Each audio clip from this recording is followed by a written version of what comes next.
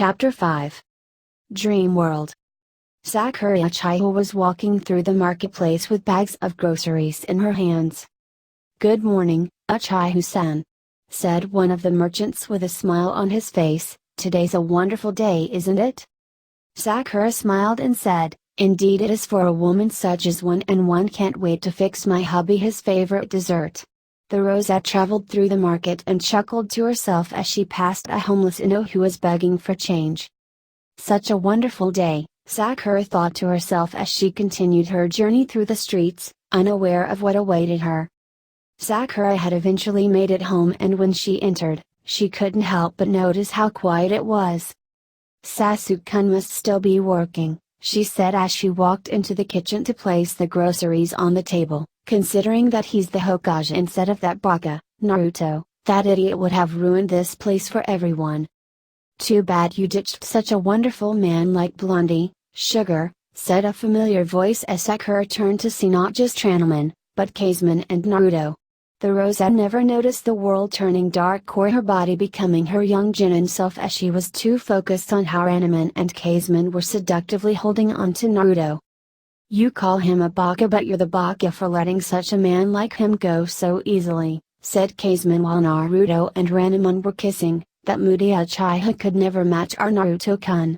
It was then Kazemon's turn to be kissing Naruto as the blonde began to caress the fairy.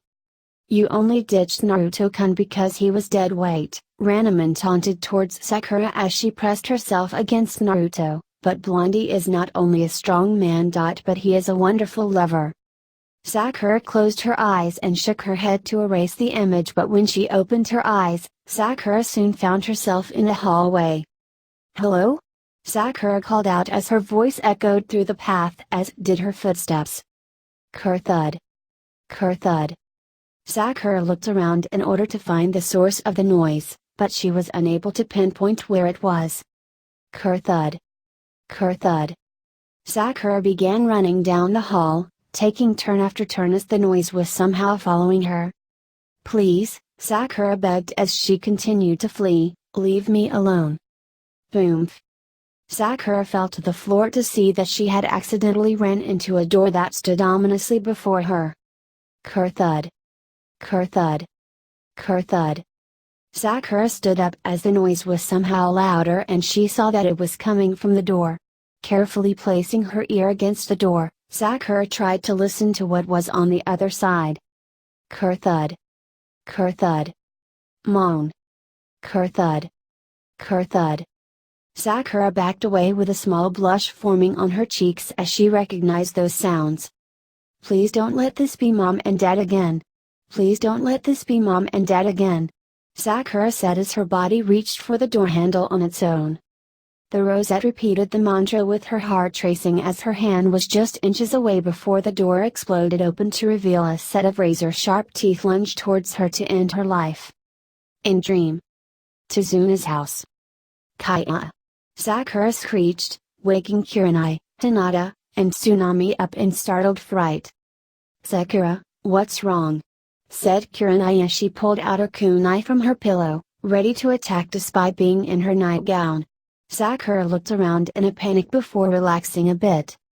"Just a dream," Sakura said as she tried to calm her breathing, "just a horrible nightmare." Kurenai relaxed as she returned the kunai to her pack before returning to Sakura. "Are you feeling alright?" the woman asked as Hinata and Tsunami had returned to sleep. "You want to talk about it?" Sakura looked at Kurenai, fear still evident in the rosette's eyes, and asked, Have you ever broken someone's heart so bad that it hurts you as well?" Confused at the question, Kurenai sat next to Sakura and said, "I've had many admirers, but I have never actually been romantically involved. That wasn't a mission." "Why do you ask?" Sakura hugged her knees as she wanted to tell the woman about her dream. But the dream was all too real to recount without going into a panic. "It's about what Ranelman had said to you, isn't it?" Kurenai asked as she received a small nod from the girl. "Yeah," said Sakura as the girl's words rung in her head. "She told me about how Naruto doesn't see me as a friend, and after what had happened during training. I think I'm actually starting to believe that." The rosette mentally chuckled as she remembered how Naruto was orbiting in her life, but now Sakura felt something empty in her world, something was missing. It's almost funny, Sakura said as she thought of what was missing, you really don't know what you have until it's gone. Kurenai saw the disheartened look on Sakura's and said, why not try and repair what you have broken? Sakura looked at the woman with confusion and Kurenai then said, just try talking to him instead of insulting or hitting him. Pushing Naruto aside for someone else when he needs help won't help as well. From what I've heard about him. I'm surprised he's even still alive or isn't completely insane. Sakura felt a chill as she remembered what Kakashi had said about Naruto being unloved and couldn't help but blame herself for being a part of that. I'm going to try and fix this, Naruto, Sakura thought as she looked out the window towards the night sky. I promise that I can be a better friend to you. Forest. Morning had arrived as Naruto was fast asleep against a tree, completely unaware of his surroundings and of a feminine figure in a pink kimono approaching him. The figure kneeled next to the sleeping blonde and slowly reached their hand towards him. Hey, said the figure with a soft voice as they gently shook Naruto's shoulder, wake up. You're going to catch a cold like that. The blonde slowly woke up to see a young girl next to him with a concerned look on her face. Must have overdone it last night. Naruto groggily said as he rubbed the sleep out of his eyes. I take it you were training? The young girl asked as she pointed to the blonde's height. You must be a ninja. Naruto smirked as he said, you betcha, and I'm going to become Hokage one day. The girl giggled as the blonde couldn't help but think that she was really cute. That is quite a goal for someone as young as yourself. The girl said with a soft smile as she adjusted the basket in her arms. What's with the basket? Naruto asked as he saw some of the plants and herbs. I'm collecting special herbs for my friend, the girl said as she looked at the field that was surrounded by the trees. He's injured and the herbs around here can help him with his recovery. Care to help me? The blonde nodded as he helped the girl pick herbs with ancient Royalman guiding him. This continued for a little while until the girl looked at him. Is there someone you wish to protect? The girl asked out of the blue, surprising Naruto due to the suddenness of the question. Naruto thought for a moment on the question asked of him. He never had anyone for such a long time. No parents. No siblings. No one but himself. But that had changed over time as the Ichirakus, the Sandaime Hokage, Ruka, Konohamaru, Shino, and a few others had entered his life. Even the legendary warriors had become a part of his life with their wisdom and guidance, along with become something sort of like a family. Yeah. Naruto said as a true smile formed on his face, yes, I do have people that I want to protect. The girl smiled as she said, that's good. When someone has something important to protect, that is when they become truly strong. I am willing to do everything that I can to help my friend achieve his dream, as he had saved me from a terrible life. I own him so much, so it is only right that I help him with his dream. The girl soon stood up and said, thank you for helping me. These should be of great help. Naruto watched the girl walk away until she stopped.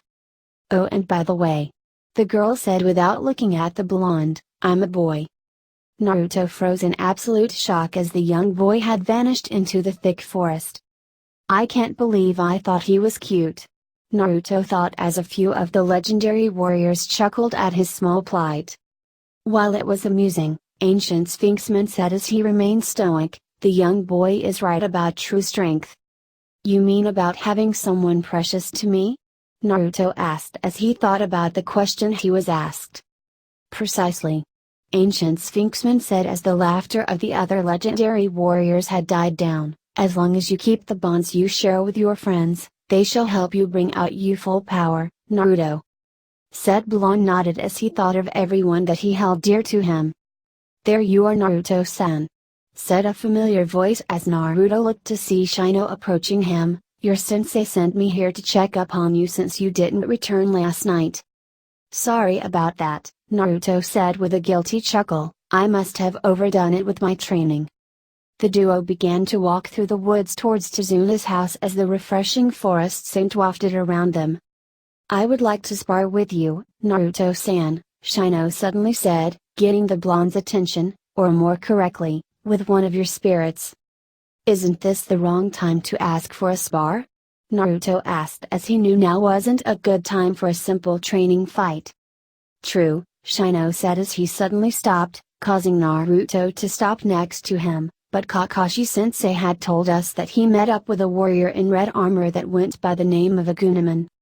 I know, Naruto said before something dawned on him. If Kakashi-sensei saw Agunaman, then did he? He never mentioned anything about you, Naruto-san, Shino then said as the blonde felt something crawling on his skin, but I believe that he knew more than what he was leading on. Naruto saw the two beetles fly off his hand before landing on Shino, revealing that they were his Kikake beetles. Forgive me for planting a couple of my beetles on you, Shino said, a hand up in a peaceful manner, but know that I was only concerned for you, my friend. Naruto nodded slowly with a silent thanks towards the Aburame clan member, while at the same time letting Shino know to do something else next time. When he mentioned that Agunaman was allied with Ranman, Sakura jumped at the chance of meeting her by challenging her. Shino then said as Naruto let out a startled sound. Why would Sakura do that? Naruto asked with surprise. I expected that to more Kiba, but Sakura? I really don't know if I should laugh or just be disappointed in her.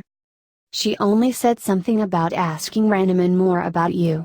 Shino continued, however, Kurenai-sensei wants us to be wary as we do not know if Agunaman's group are either with or against us. So the only way out of this is to either accept or run away.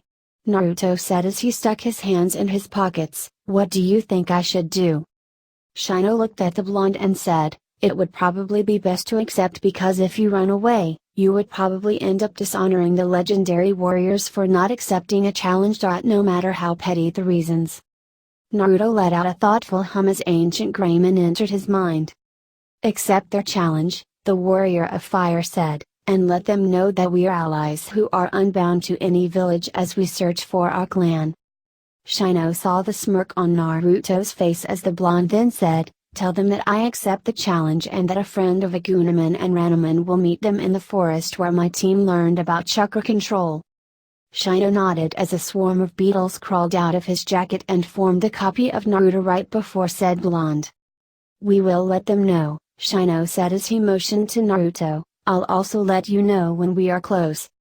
The real Naruto nodded as Shino and the other Naruto left before pondering on which spirit to use. I think, the blonde said with a smirk on his face, I should bring a real spark into this fight. Time had passed as both Team 7 and Team 8 arrived to the designated area where one of Ranman's friends was to meet them.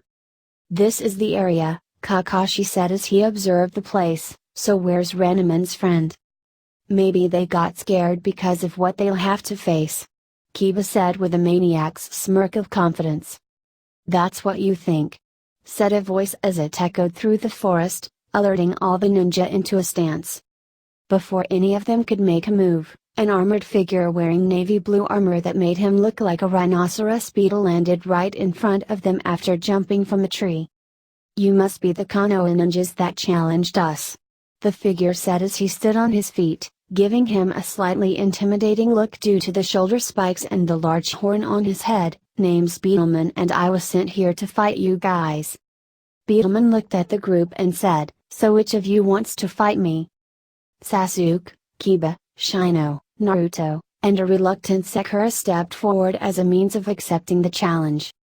Alright, said Beetleman as he rolled his shoulders, and to show that I'm a nice guy, I'll let the nice lady go first, and I'm only going to use good old-fashioned hand-to-hand to make things fair.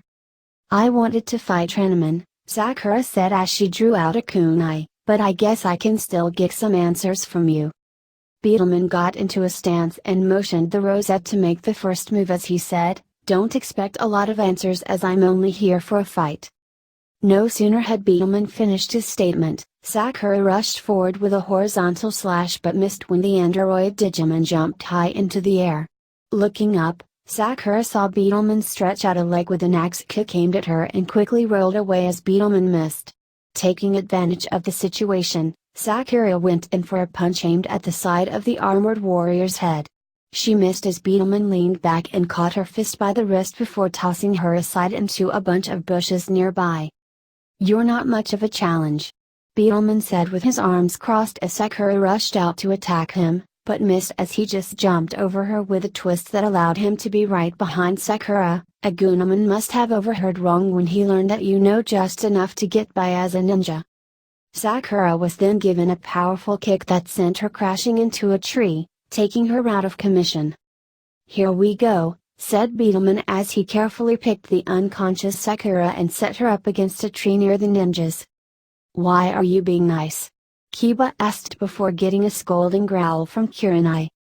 "The challenge was never a fight to the death," Beetleman began as he stepped back while Hinata attended to Sakura's injuries, "and I'm also to let you know that we are only searching for our lost clan." "But how does this relate to the Dobi?" Sasuke asked, ignoring Kakashi when the Jonin placed a hand on his shoulder. "We believe that Naruto Uzumaki might be a clue as to where our clan is," Beetleman said as he let out a sigh. "Naruto has certain traits of our clan, so we believe that we might be able to find our clan through him." "Good luck with that," Kiba said as he marched towards the android Digimon. "I'm up next." Kiba immediately went into his clan's taijutsu stance while Beetleman went back into his stance before the Inuzuka jumped in for the attack. Beetleman quickly jumped back to avoid the attack before throwing a punch that hit Kiba in the face. Kiba quickly gave the android Digimon a kick to the head that was blocked when Beetleman brought his arms up to intercept the attack. Kiba then felt himself being thrown to the side and quickly flipped to avoid rolling on the ground before preventing himself from gliding into a tree. "You're not a bad fighter," Kiba said with a smirk, "but you're not as fast with that armor on and I have to put in a little more effort into each attack." "Likewise," Beetleman said as he smirked under his mask, "you're pretty fast, not as fast as Kazman or Ranaman, but still fast." With a quick battle cry, Kiba quickly rushed towards his opponent with an attack ready. Beetleman however lowered his head and rushed towards Kiba before the two collided as the Inuzuka avoided getting hit in the gut by stepping to the side and grabbing the horn. What Kiba didn't expect was Beetleman slamming him into the ground in a suplex-like manner. Beetleman quickly got up and placed an arm lightly on the Inuzuka's throat, signaling that the fight was over. "That wasn't a bad fight," Beetleman admitted as he helped Kiba to his feet and offered a handshake. "Yeah," Kiba said with a smile, "Did probably win if you hadn't used that horn. Can't win them all I guess." Before anything else was said, Sasuke approached the two and got into his fighting stance. "Now it's my turn," Sasuke said with fierce determination, "and you're not going to win as easily." "We'll see about that," Beetleman said as Kiba went to the sidelines where the others were. "Alright," Naruto thought as he got into a fighting stance, "I really need to be careful here. Sasuke's pretty strong and I can't use any of Beetleman's powers. Gonna have to wing it this time." They stood still, waiting for the other to make a move, until Beetleman rushed in for an attack. Sasuke quickly dodged before giving the android Digimon a powerful punch into the face, then giving him a following kick. Beetleman rolled on the ground before bouncing onto his feet and shook the cobwebs out of his skull. Quickly taking advantage of the situation, Sasuke rushed towards Beetleman with a punch ready but missed as the armored warrior jumped back after regaining his senses. Beetleman quickly used a tree behind him to launch himself into a twist as he was behind Sasuke before grabbing the Uchiha and tossing him to the side. Sasuke rolled on the ground and got to his feet as the armor warrior rushed him with a powerful kick. The Uchiha was able to block the attack just in time to lessen what could have been a knockout hit, but the power behind the attack had launched him to the side near the others. "Can't believe I'm winning against the team this time," Naruto thought to himself as he had to contain his excitement from beating Sasuke, "but I need to keep my act together. Damn it, I can't lose here." Sasuke angrily thought before a new thought occurred to him, of course. Sakura woke up just in time to see Sasuke create a clone and charge right towards a now surprised Beetleman. "What happened?" Sakura asked as she tried to get up, but Hinata gently held her down. "You and Kiba lost your matches against Beetleman and now Sasuke is fighting him," Hinata answered as said armored warrior was taking hits that the real Sasuke was giving him. I thought we weren't going to use any of this stuff? Beetleman said as he got some distance from the two Sasukes. I didn't use any of that during the last two fights. You only agreed to using Taijutsu against Sakura, not me. Sasuke said as his clone rushed in for the attack. Beetleman quickly punched the clone as it vanished before seeing the real Sasuke taking in a deep breath. Fire style, Fireball Jutsu. Sasuke called out as he launched a large fireball toward the armored warrior. Guess I have no choice. Beetleman said as lightning formed around his fist before the armored warrior pulled it back, Thunder Fist. Everyone watched as the two attacks collided in an explosive force that had covered Beetleman as he was in the center. Beetleman! Kakashi and Shino said, both of them with widened eyes. Sasuke smirked in victory until the flames died down to reveal Beetleman with his armor covered in burn marks, his gloved hand having more than the rest of him. How are you still standing? Sasuke demanded with anger in his eyes as he put his all into the attack. I used my own power to cancel your attack, Beetleman answered as he could feel the heat in his hands, but I didn't get out unscathed as my hand had to take most of it. I guess I shouldn't hold back anymore. Before either combatant could act, another fireball was launched into the ground between them, drawing everyone's attention away from the fight. Sorry, said a new voice as everyone looked to see a young man in red armor walking towards them from the forest, but Beetleman's coming with me. Agunaman? Beetleman said in pure shock, what are you doing here? Keeping an eye on you since we are forbidden to use our powers against them since this was supposed to be just hand-to-hand combat. Agunaman said as he approached Beetleman, you need to understand how your reckless actions could slow us down in the search for our clan. Now let's go. You're not going anywhere. Sasuke said as he glared at the two warriors, this fight isn't over. With blinding speed, Agunaman suddenly appeared behind the Uchiha and gave him a quick chop to the neck, knocking him out. I apologize for that and for Beetleman, Agunaman said as he handed Sasuke over to Kakashi and Naruto, but we should go back to our missions before any trouble stirs up. How do we know you're not with Gato? Kurenai asked as she looked at the two armored warriors. You can trust us as if we were enemies, our friends would have attacked you during the spars. Agunaman answered as he grabbed Beetleman's shoulder, now if you will pardon us, I need to have a word with Beetleman. Kurenai stared at Agunaman before picking up Kiba and Akamaru and led the Genin away towards Tizuna's house while Agunaman and Beetleman went the opposite direction. The two armored warriors continued walking until Agunaman stopped and turned to face Beetleman. Pow! Only to get a fist into the face by said warrior, knocking him into a nearby tree. Alright, Beetleman said as he generated electricity into his uninjured fist, who are you really as I know you can't be Agunaman. Now tell me before I decide to recite your heart. Very well, said Agunaman before a plume of smoke revealed that he was really Kakashi, now you see me. How do I know you're the real Kakashi? Beetleman asked as he still held his electrified fist. Kubai. Kakashi answered as a small gasp escaped the android Digimon's mouth, I know you are not the demon fox that attacked our home. Naruto. A bright flash shone as Beetleman had turned back into Naruto as the blonde stumbled onto a knee, holding his still injured hand. How? Naruto asked as he took in a few breaths, how did you know that was me? I hid behind a tree in order to watch Agunaman before I saw him change into you.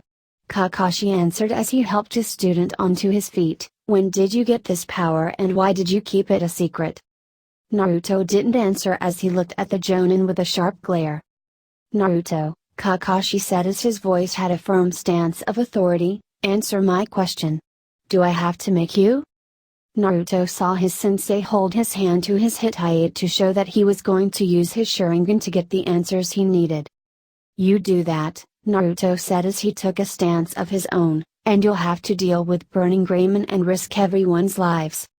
You don't have a lot of chakra left, Kakashi said as he held his grip, so how will you hold up to your threat? I just need to call him out. Naruto said, hoping that Kakashi would buy into the bluff as the legendary warriors wouldn't let him willingly bring out the beast spirit's power just yet. Kakashi looked at his student as a thought entered his mind. Have I really pushed him this far? The Jonin thought as he remembered Minato's disappointed look in his dream.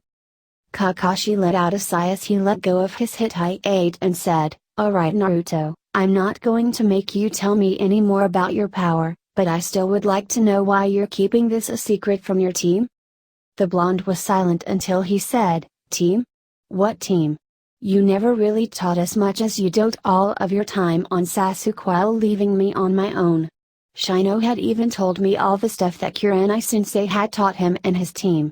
When I was working on the tree climbing exercise, Shino used his beetles to drain some of my chakra to help me get a better grip on control. And what have you done, Hatake-san?" Kakashi hid a cringe at how his student had addressed him as he then said, "I know I haven't taught you much and your father would be ashamed and disappointed in me." "You?" Naruto asked as he relaxed his stance a bit, "Knew my father?" Kakashi nodded as he said, "He was my sensei when I was your age and if he saw how I haven't been training you. He would be furious with me as he would forever haunt me." Seeing the bit of remorse in his sensei's eye, Naruto got out of his stance and said, "I didn't tell you as it's mostly because of what I said earlier and I wasn't sure if I could trust you enough as this needed to be a secret for the moment." Kakashi nodded as who knows what could happen if this kind of power was leaked out. "Naruto," the Jonin said as he pulled out a scroll and unrolled it to reveal a lone kanji, "since you're entrusting me with this secret, I think it's only fair that you learn a secret of mine." Naruto watched as a plume of smoke erupted from the scroll to reveal a familiar mask. "And you?" Naruto said in shock as he looked at Kakashi as said ninja placed the mask on his face, "You're Inu?" Kakashi nodded and said, "Yes Naruto, it is me. Inu." The sudden rush of information and shock had caused Naruto to give in to his fatigue and pass out before Kakashi had caught him. "I really have a lot more on my hands than I had thought," Kakashi said as he let out a sigh, knowing that he would need to fix the bridge between him and the young boy he saw as a little brother. "I just need to take things one step at a time." Hey guys, what's going on? Thank you so much for watching today's episode. If you guys want to watch more like it, please subscribe to my channel and become part of the video game fanfiction plot. And please leave a comment down below and hit that like button. If you guys have any suggestions on any stories you guys want me to read, don't hesitate. They're always welcome here in the video game fanfic plot. That also goes for video games. Until next time, goodbye!